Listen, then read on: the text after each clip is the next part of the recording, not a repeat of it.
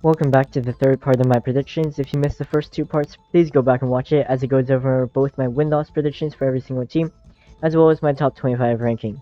Much of what you'll see here are based on the first two parts, and still to come are my biggest games of the regular season, the coaches in the hot seat, the All-American predictions, and my Heisman predictions. So be sure to subscribe so you don't miss the fourth and final part. In this video, I will reveal my bowl projections based on my win-loss predictions I featured in the first part of my predictions. So I will start with the lower tier of bowls in alphabetical order. The Power 5 matchups in this graphic include Wake Forest vs Auburn in the Birmingham Bowl, and Miami vs South Carolina in the Duke's Mayo Bowl. Also worth mentioning is Tulane vs Pitt in the Fenway Bowl, and Coastal Carolina vs Memphis in the Boca Raton Bowl. All of these matchups are pretty balanced, and I think there's a chance for some pretty exciting games on this graphic. On the second graphic are the rest of the lower tier bowls. There are more Power 5 matchups in this one, including Syracuse against Mississippi State in the Gasparilla Bowl, Iowa vs Kansas in the Guaranteed Rate Bowl, Maryland vs Washington State in the Las Vegas Bowl, TCU facing Missouri in the Liberty Bowl, and Baylor against Texas A&M in the Texas Bowl. There are also a ton of high-tier Group of 5 teams such as Fresno State, Boise State, Southern Methodist, Western Kentucky, Liberty, and Troy on this graphic as well. All throughout this graphic are high-octane matchups that would be amazing to see in my opinion. So here are the mid-tier bowls I have.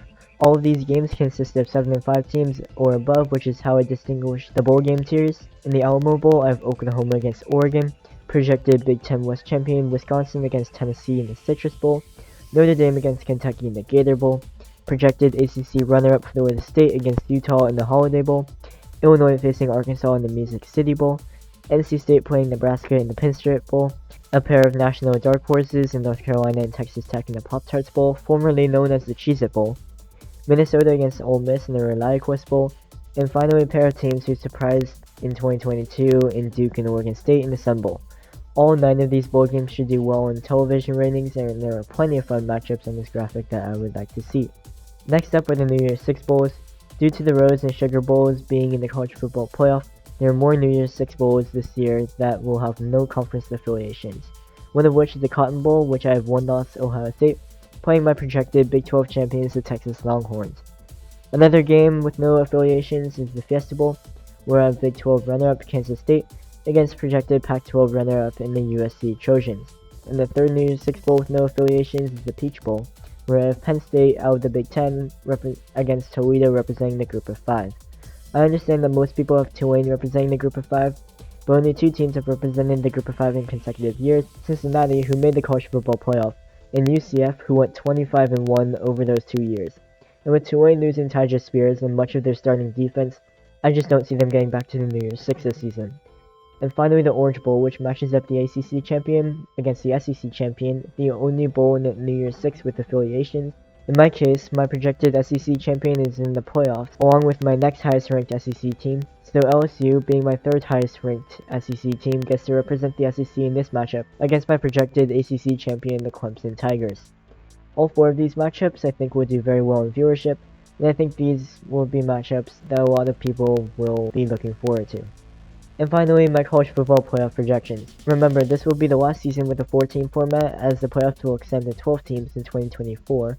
I have my projected SEC champion, the Georgia Bulldogs, getting the first seed, where they will play my projected Pac-12 champion, the Washington Huskies in New Orleans, Louisiana, in the Sugar Bowl.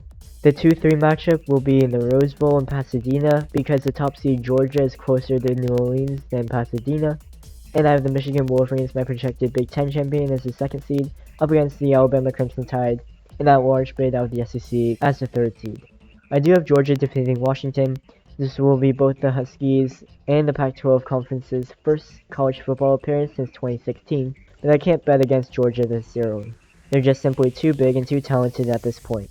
Looking over at the other game, is this the year Michigan finally gets over the hump and wins a college football playoff game? They've seemed to move past the Ohio State problem that's hindered them all throughout the 2010s, but they've run into a new problem the last 2 years, and that's trying to win a playoff game. And now Michigan is contesting for their first national championship since 1997, where they were co-champions with Nebraska. And that was also the last year with co-champions, as the BCS Championship Bowl format was introduced starting in the 1998 season. Alabama looks to return to the national championship game for the first time since 2021, and win the national title for the first time since 2020. Winning a national championship is the last box to check on Jim Harbaugh's college football bucket list, and I see them getting one step closer beating Alabama in the college football playoff semifinals. That means my national championship game prediction consists of Georgia and Michigan. However, Georgia is simply too talented behind yet another successful offseason in recruiting. I have them winning the national championship as Georgia becomes the first team in college football history to win the national championship in 3 consecutive seasons. Jim Harbaugh's case for a national championship comes one game short, as the college football world will start to question whether or not Harbaugh will start his transition to the NFL. And that will wrap up the third part of my college football predictions. If you missed the first two, highlighting my win-loss predictions for every team and my top 25 rankings, be sure to check that out. In the fourth and final part of my predictions, I will go over the biggest games of the regular season, the coaches on the hot seat, the All-American predictions, and my Heisman prediction. So be sure to subscribe so you don't miss that video. Again, let me know your thoughts in the comments below. What are your predictions? I'd love to know that. And thanks for watching.